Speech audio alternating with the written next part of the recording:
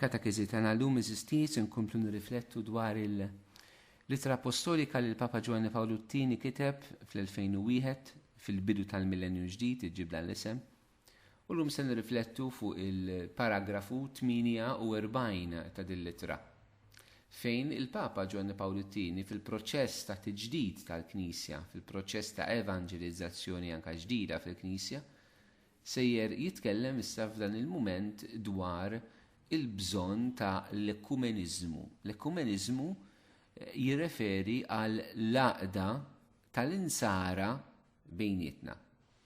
Mbagħad nirriflettu ftit fuq dak li jikteb Giovanni Paolo II. Jgħidlek. U x'ingħidu dwar il-ħidma urġenti biex inkabbru il-komunikazzjoni fit-taqsima hekk delikata tal-ekumenizmu. Min fuq l-adba tal-millenju l-ġdid nieħdu magħna l-wirt xejn sabiħ tal-imoddi. Il-ġiblow qiegħed qudiemna xi sinjali profetiċi li għalluna imma baqalna triq twila x'nimxu. Għax ifissajna l-ħarsa tagħna fuq Kristu, l-ġiblow il-kbir tagħna sens ġdid, sens aktar ħaj tal-Knisja bħala misteru ta' għaqda. Nemmen fi Knisja waħda, dak li nistqarru fil-kredu, għandu s-sissina ħħarija tiegħu fi Kristu li fih il-Knisja mhijiex maqsuma. Bħala l-ġisem tiegħu fil-għaqda li rigal tal-Ispirtu Santu, il-Knisja ma tistax tinqasam. Ir-realtà tal-firda fost quliet il-Knisja tidher fuq livelli tal-istorja tal-bniedem. Bħala riżultat tad-djufija tal-bniedem fil-mod kif jilqa' rigal li għaddi bla waqfien minn Kristu. Ir-ras għalant il-ġisem mistiku tiegħu. It-talba ta' Ġesu fil-kamra ta' fuq kif int fija missieru jiena fik ħajkunu huma wkoll ħaġa waħda fina. Hija rivelazzjoni kif ukoll invokazzjoni. Turina l-għaqda ta' Kristu mal-missiere, bħala lajn tal-għaqda tal-Knisja u bħala rigal li tibqa' dejjem tirċievi fi Kristu, sakemm fl-aħħar ta' żminijiet issib is-sħuħija misterjuża tagħha. Din l-għaqda isseħħ b'mod konkret fil-Knisja Kattolika minkejja l-limitazzjonijiet tal-membri tagħha. Din l-għaqda tidher taħdem b'qisien diversi fil-knejjes u komunitajiet ekleżjali l-oħra. Bħala rigali propja tal-Knisja ta' Kristu, dawn l-elementi wasluhom bla għeda għall-għaqda sħiħa. It-talba ta' Kristu tfakkarna li dan ir-rigal tal-għaqda għandna nilqgħuh u niżviluppawh dejjem iżjed. It-talba utunu msint biex ikunu ħaġa waħda hija fl-istess ħin kmand li jorbotna, qawwa li tweżinna u ċanfira l-ġid tagħna jekk indumu ma niċċaqalqu u nibqgħu qalbna magħluqa. It-tama wkoll li f'din id-dinja qatt nistgħu naslu għall-għaqda sħiħa u li tidher bejn l-insara kollha, jeħtieġ nibbażawha fuq it-talba ta' Kristu u mhux fuq is-setat tagħna.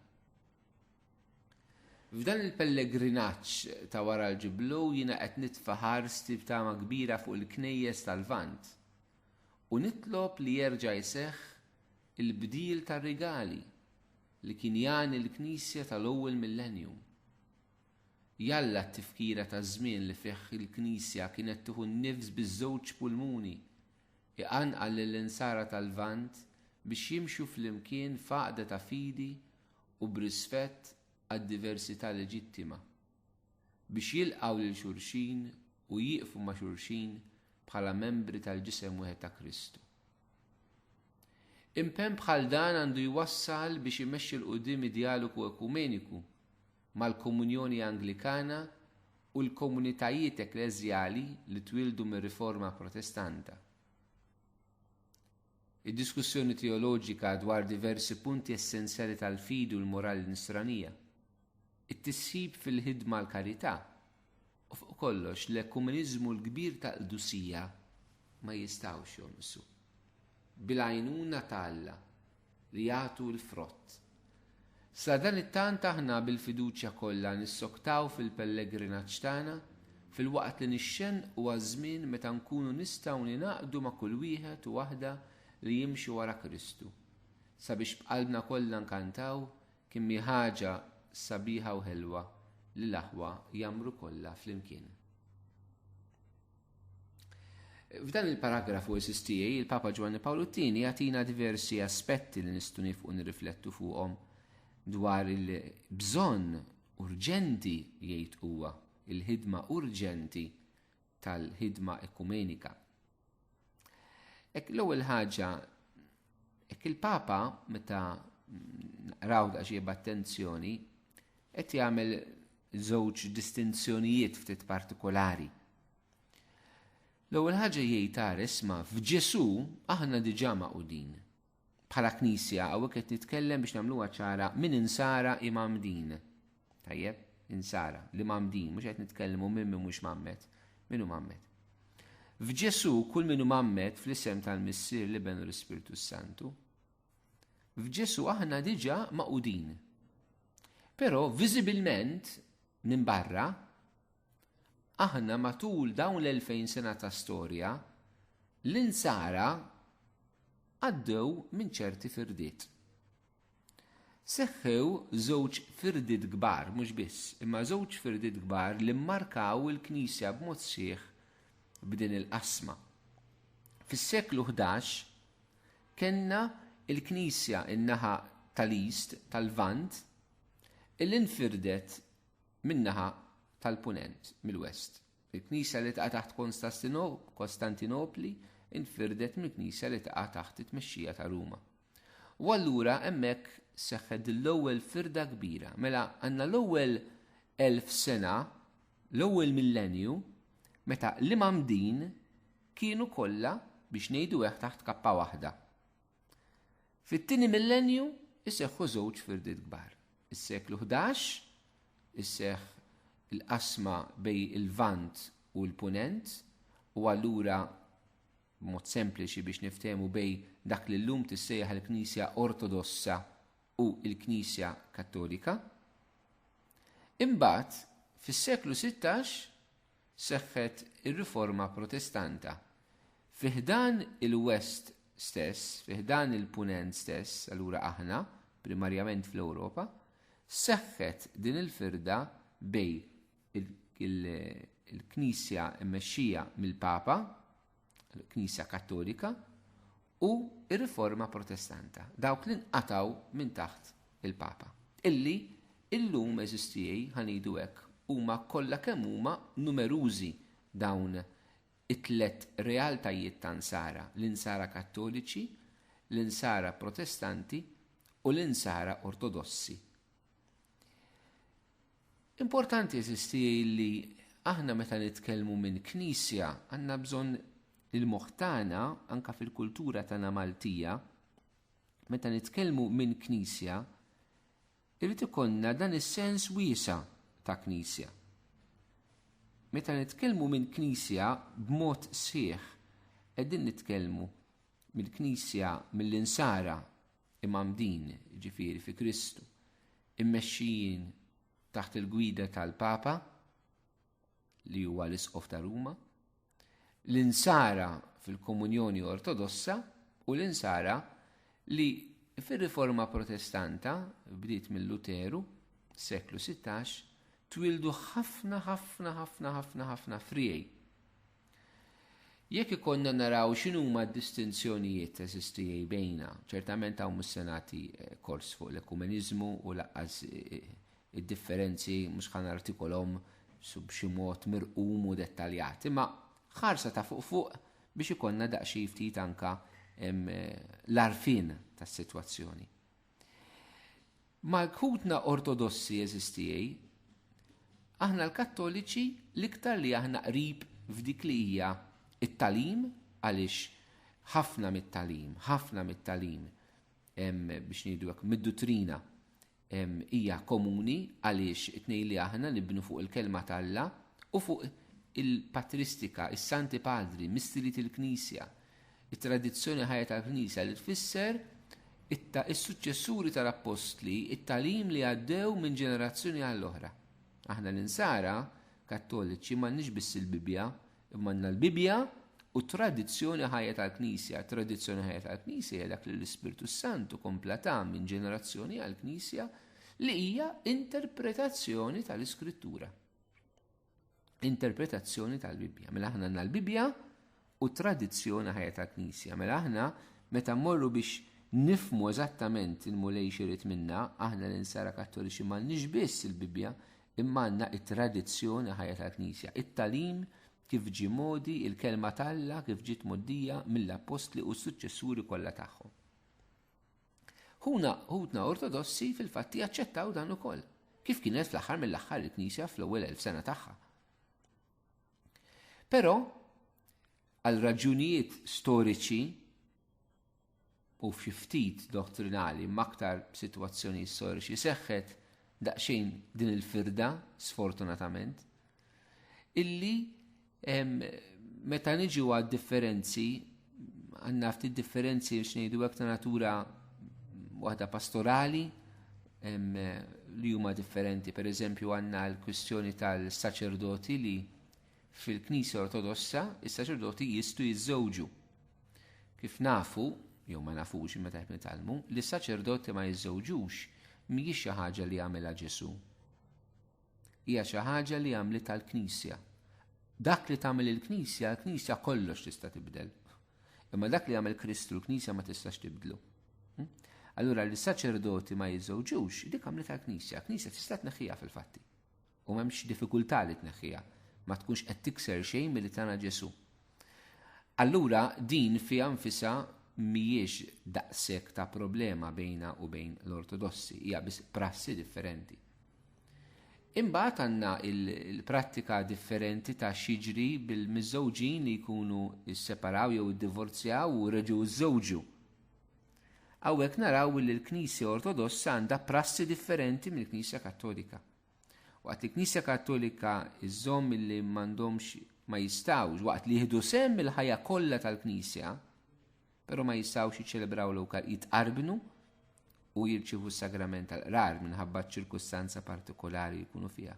Waqt li Knisja Ortodossa iżżomm illi waqt li tara filli dana mhijiex sitwazzjoni ideali, però wara żmien ta' ndiema tagħti ċerta barka, mhux żwieġ per se, ċerta barka fuq it-tieni relazzjoni li jkun hemm u anke tagħti l-permess biex persuni jistgħu jitqarbnu u jirċievu s-sagrament tal-qrar għax il-Knisja Ortodossa għandha s-sagramenti kollha li huma validi. Is-seba' sagramenti ta' Knisja Ortodossa huma validi. F'ċirkustanzi fejn aħna l-Kattoliċi m'għandniex ma jkunx hemm preżenza kattolika nistgħu anke nirċievu mingħand xulxin is-sagramenti. Jiġifieri aħna daqshekk qrib. L-Ortodossi pereżempju għandhom ħabba kbira lejn il-Madonna, jekk mhux iktar minna l-Kattoliċi eżisti. Ħaġa oħra li hija ta' differenza bejna u bejn l-Ortodossi hija kif inħarsu lejn il-Papa. U forsi dina hija waħda mill-iktar affarijiet li hija seri. Jiġifieri aħna l-Papa nqisuh bħala dak li fl-aħħar mill-aħħar qiegħed imexxi fil-waqt li l-Knisja Ortodossa għandha viżjoni iktar sinodali, iktar l-isfid fl-imkien. Fil-fatti fil-Knisja Kattolika il-Papa ma jista' jagħmel xejn. Il-Papa fl-imkien ma l-isfijiet u l-isfijiet miegħu, però l-Papa jibqa' li kollu dejjem l-aħħar kelma. Fuq ir-row tal-Papa għandna viżjoni daqsxejn differenti u allura hemmhekk hemm bżonn ħafna aktar dialogu. Imbagħad hemm differenzi bejna bejn il-Knisja Ortodossa fuq livell ta' spiritwalità. Però dina mhijiex problema. Għaliex? Għax hija kwistjoni ta' il-munita li nħarsu lejha minn żewġ aspetti, mhix waħda kontra l-oħra. Pereżempju aħna fil-ħdan il-Knisja Kattolika Rumana in-naħa tal-Vant, in-naħa tal-Punent il-West, allura anke aħna żviluppajna iktar pereżempju mħabba li Ġesu msallab. Ħafna mill-ispiritwalità ġiet iffukata fuq Ġesu imsallab anke l-festa tal-Ġimgħa Kbira, pereżempju f'diversi pajjiżi Ewropej Kattoliċi b'mod tradizzjonali għandna l-proċessjoni, l-istatwi, eċetera. Waqt li fil-Knisja Ortodossa il-qalba edha aktar fuq il-qawmien ta' Ġesu u fuq it-trasfigurazzjoni tagħna fi Kristu, il-bidla tagħna sħiħa f'Ġesu, li fil-fatt it-tnejn li huma f'posthom, ġifieri għaliex il-qawmien naslu għalih permezz tas-salib. Permezz tas-salib ta' Ġesu aħna nistgħu naslu għal qawmien tiegħu. Għalhekk qed ngħid waħda mhix kontra l-oħra, però huma perspettivi li għatu mbagħad anke prattika ta' spiritwalità li tkun differenti. Fejna fin, aħna żviluppajna talba ta' Rużarju fih dan il-West, fih dan il-East, il-Knisja Ortodossa u anka il-Kattoliċi tal-East żviluppaw aktar il-famuża Jesus Prayer li jirrepetu anka għal 1000 darba kuljum jekk hemm bżonn, Ġesu binalla l-ħaj ikollok ħnina minni midneb. Ġesu binalla l-ħaj ikollok ħnina minni midneb. U jitolbuha mill-qalb sakemm verament din it-talba tpoġġihom quddiem Alla fil-bżonn ta' ħnina tiegħu u jagħmlu l-esperjenza tiegħu. Ġifieri għandna pereżempju ħaġa differenti oħra waqt li aħna għandna l-istatwi li huma ġbija li turik il-persuna l-qaddis il-Misteru ta' Kristu l-Madonna kif inhi, Knisja Ortodossa żammet aktar l-ikoni illi l-ikoni li għandhom valur kbir anke lina eżistijaj. Ma jurukx il-persuna kif inhi, kif narawha blajnin tal-ġisem, allura imma kif inija fl-ispirtu, fl-aqda tagħha Alla. U allura l-ikona mhux ħadd tiġbdek kif tiġbdek statwa sabiħa illi turik eżattament il-Ġesu jew xi qaddis jew il-Madonna, imma turik aktar il-ħajja interjuri ta' dak li qed tara, il-ħajja fl-ispirtu ta' dak li qed tara. Allura ħantikom eżempju. Ġifieri aħna faċilment jekk tara ikona, tara l-Madonna b'wiġġ kbir imma fom żgħir ħafna. Tgħid l-Madonna kienet ma tfakkarniex di mhix il-Madonna tipo. Propju l-ikona li titturik mhux kif kienu l-fattizzi tal-Madonna, wiċċa, għajnejha, fomma, imma għandha fom żgħir għax il-Madonna kienet titkellem ftit. Allura inti meta qed tara din l-ikona, inti qed tidħol fl-ispiritwalità ta' Marija, fil-ħajja tagħha fl-ispirtu, mhux kif tidher minn barra. Kif qed taraw dawn huma perspettivi differenti tal-Kristjaneżmu li fil-fatti dawn mhux firda, dawn huma arricchiment. Arricchiment u l-Knisja anke f'isem l-għaqda dawn ma tista' qatt titlifhom. Qatt ikun żball kbir jekk il-Knisja f'isem l-għaqda tagħmel uniformità u ġġib il kulħadd l-istess. Żball kbir għax dawn huma arricchiment. F'dawk li huma firdiet fuq livell ta' dottrina le, dakka rridu nitkellmu u nfittxu l-verità. Ma dawn l-aspetti l-oħrajn ta' spiritualità, eċetera, dawn huma arricchiment li aħna nistgħu nitalmu minn xulxin. Eżisti. Fetta tidħol imbagħad riforma protestanta li seħet fis-seklu 16 permezz ta' Luteru li kien patri Agostinjan, illi b'differenza minn San Franġisku Assisi, San Franġisku wkoll irid il-Knisja titbiddel, però biddilha minn ġewwa. Fi żmien Luteru il-Knisja kellha bżonn titbiddel ukoll eżisti, bħalma fi żminietna. Però Luteru flok baqa' fil-Knisja u ħadem biex il-Knisja titbiddel minn ġewwa, inqata' mill-Knisja, attakka l-Knisja, prova jibdilha minn barra u minn flok bidilha il-Knisja frida. U dina naħseb hija wkoll talima li għandna neħdu fi żminietna eżisti. Fi żminietna meta nħossu l-bżonn it-tiġdid tal-Knisja, aħna wkoll nistgħu nkunu San Franġisku Luteru. Nistgħu nkunu fil-Knisja u naħdmu għat-tiġdid tal-Knisja minn ġewwa, jew ninqatgħu barra mill-Knisja u nattakkaw il-Knisja minn barra, però briskju il-Knisja nifirduha. Issa fejn tidħol ir-riforma protestanta propju protestaw kontra il-Papa, kontra l-Knisja ta' Ruma, għandna differenti li huma fuq livell ħafna differenti mill-Ortodossi. U għalhekk l-għaqda mal-Protestanti waqt li għandha hemm xaqqadna hemm ħafna iktar xi fridna milli jfridna mill-Knisja Protestanta. Din ġu fuq livell ta' dottrina naraw li l-Protestanti aċċettaw it-tradizzjoni ta' Knisja ma aċċettawiex, jiġifieri aċċettaw biss il-Bibja, u l-Bibja laqqas mhux bil-kodba kollha li aħna għandna. Imma hemm 7 kodba li huma ma jaċċettawx il-Knisja Protestant. Mhux ħanidħol raġunijiet mhux is-suġġett tagħna. Imma tajjeb li konna ftit dan il-knowledge hekk xtaqt illum. Imbagħad allura ma ċettawx il-kelma bil-kelma tal-la fit-totalità tagħha, ma ċettawx it-tradizzjoni ta' Knisja, ma ċettawx is-sagramenti ta' Knisja li fil-Mamudija.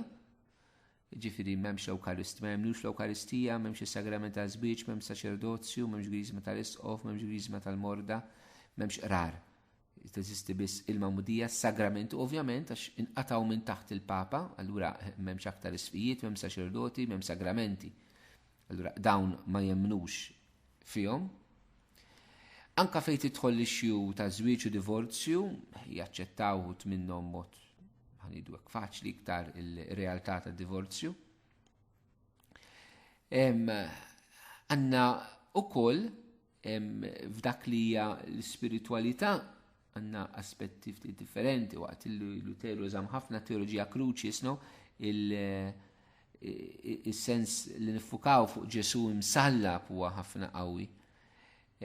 U reċentament rajna ħafna żviluppi fil-Knisja Protestanta wkoll illi mal-Kattoliċi joħolqulna fuq livell ta' dottrina ftit ta' diffikultajiet il-fatt li għandha l-aċċettazzjoni ta' ministri m'għandhom saċerdoti, m'għandhom pastors, etc. Uħut minnhom bħal l-Anglikani li għandhom anka tipu ta' sfijiet isejħulhom propju wkoll, u l-pastors tagħhom, etc. li huma anka nisa, anka uħut minnhom sfijiet nisa, imma anka jixxu fuq it-talim fejn jidħol il-żwiġijiet bejn omosessuali illi ċerti protestanti jaċċettaw ukoll, waqt li l-ortodossi dak ma jaċċettawx. Ġifieri qed ngħidilkom li fuq livell ta' talim għandna daw id-differenzi. Però anke maħutna l-protestanti eżistijej jista' jkun hemm affarijiet li jaqduna, mod speċjali b'mod reċenti ħafna, dal-aħħar 150 sena kien hawn moviment qawwi anke tal-Ispirtu fejn l-Ispirtu Santu sar punt ħafna komuni bejn il-Kattoliċi u l-Protestanti, mod speċjali dawk ta' xeħta karizmatika, illi xeħta karizmatika, xeħta pentekostali, illi dan ġab ħafna għaqda anka fih dan il-Knisja bejn il-Protestanti u bejn il-Kattoliċi, mod speċjali nerġa' ngħid dawk ta' xeħta karizmatika. Quddiem din ir-realtà eżistijej, huwa importanti li aħna nkunu konxi. Għaliex anke aħna fi żminijietna naraw anke fuq il-mezzi ta' television pereżempju persuni li jippritkaw u bikunu bil-Bibja tagħna, però ma jkunux Kattoliċi, ikunu ta' xi xeħta Protestanta, jew Evangeliċi, jew Newborn Christians, jew il-Born Again, jew Pentekostali, etc.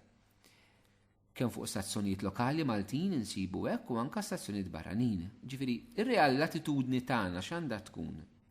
Meta tifhmu dan li spjegajt u għalhekk ħaddaq xejn fit-tul nispjega, nifhmu li mhux kull ma jgħidu ħażin. Ġifieri jippritkaw il-Ġesu bħala Salvatur, il-bżonn tal-kelma talla, li nduru lejn Kristu, li nikkonvertu, dan huwa kollu tajjeb. Però xi drabi li żball huwa mhux fli jgħidu ma fli ma jgħidux. Mhux fli jingħad ma fli ma jingħadx. Għax ovvjament jekk ċaħdu l-Papa s-sagramenti daw mhux se jippritkaw dwarhom, allura wieħed faċilment jiġi żvijat. U anke kif qedtilkom il-viżjoni ta' żwieġ u ċerti affarijiet hija differenti. Li qed ngħid jiena dan, aħna għandna differenzi li ma nistgħux naħbuhom l-għaqda fil-Knisja, mhux biss fil-Knisja Kattolika ma mal-Protestanti u mal-Ortodossi, ma tfissirx li d-differenzi naħbuhom u nfittxu biss dak li għaqadna. Id-differenzi li dun affrontawhom u nagħmlu dialogu fuqhom għaliex ma nistgħux nagħmlu kompromess mal-verità. Il-verità li tagħna Ġesu ma nistgħux aħna nawġuha. Però li hemm daw id-differenzi ta' dottrina illi uħud minnhom huma seri. Bħal meta għandek iċ-ċaħda tal-Ewkaristija, iċ-ċaħda pereżempju il-Protestanti ma jemlux fil-Purgatorju, etc.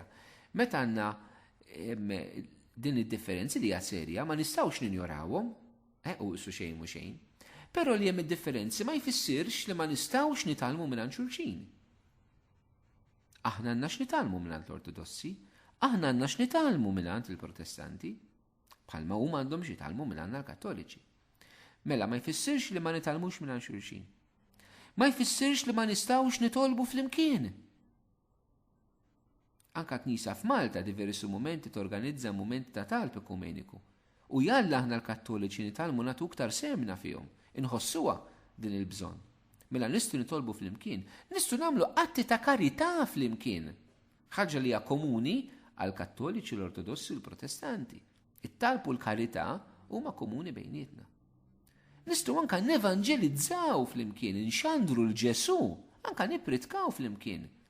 Ma speċjali meta nippritkaw il-Ġesu bħala l-uniku salvatur tal-bniedem. It-tlieta li aħna dan nemmnu fih.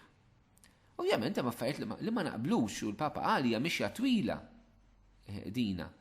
Però li hemm differenzi ta' natura ta' dottrina li huma seri f'ċerti ċirkustanzi u ma nistgħux nagħlqu għajnejna għalihom, ma jfissirx li ma nistgħux nitalmu minn xulxin, nitolbu flimkien, nagħmlu għatta karitajiet flimkien, li ngħixu flimkien, li nevanġelizzaw flimkien.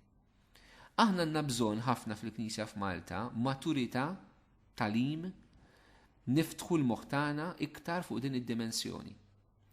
Għaliex aħna qed jiġrilna li għandna Kattoliċi qed jaqilbu mal-Knisja Protestanta, pereżempju aħna u Malta. Għandna ftit Kattoliċi anke qed jiskopru Knisja Ortodossa. U xi drabi ma jkunux fehmu laqqas it-talim ta' Knisja Kattolika qabel ma jkunu telqu Knisja Kattolika. Mhux ħan nidħol fuq dan min qed jaqleb minn knisja l-oħra fi żminijietna xi huwa suġġett għalih, forsi x'darba kolli ċans nittrattah magħkom ukoll għax qed jiġri anke f'pajjiżna wara tajjeb ikun hemm min jiena nirrifletti fuq x'qed jiġri. Però importanti illi niffurmaw ruħna, għandna bżonn ħafna formazzjoni. Għaliex nistgħu nisimgħu ħafna affarijiet, naqbdu nemmnu kollox min jittakka l-istatwi, min jgħid biex nitilqu mill-Knisja Kattolika, min jitkellem kontra l-Eukaristija, kontra r-Rużarju, kontra l-Madonna, eċetera. Kapaċi ma nkunux nafu t-talim tajjeb u mill-ewwel għax nisimgħu xi ħadd fuq televiżjonijiet hekk aħna nitħawdu. Menti aħna rridu nagħmlu nifhmu għaliex nemmnu dak li nemmnu. Għandna bżonn ħafna aktar ta' talim eżisti kif kien jgħid San George Preka. U jiena hekk nixtieq nagħlaq dan il-messaġġ illum. Ejjew nożżu l-Knisja b'mod wiesa'. Il-Knisja mhijiex aħna l-Kattoliċi biss. Mhijiex aħna l-Kattoliċi, il-Knisja hija b'mod wiesa'. Tinkludi li mamdin kollha. Ejjew niftħu qalbna u nifhmu bi Knisja qegħdin nifhmu li mamdin kollha. Ejjew nedukaw lil nfusna għal bżonn li nitalmu dwar xulxin u fejn ikonna l-opportunitajiet li naħdmu flimkien ejjew ma nibżawx. Però basta nkunu informati għax inkella nitħawdu aħna u nħawdu lil ħadd ieħor. U importanti li nitolbu għall-għaqda eżisti, nitolbu għall-għaqda fil-Knisja u naħdmu anke biex irresqu ħafna aktar nies lejn Ġesu. Din hija xi ħaġa li lilna taqadna lkoll flimkien, Kattoliċi, Protestanti u Ortodossi, li naħdmu biex inresqu in-nies lejn Ġesu. Jalla nieħdu dan l-impenn il-kol kemm aħna li nresqu aktar nies lejn Kristu fil-ħajja tagħna.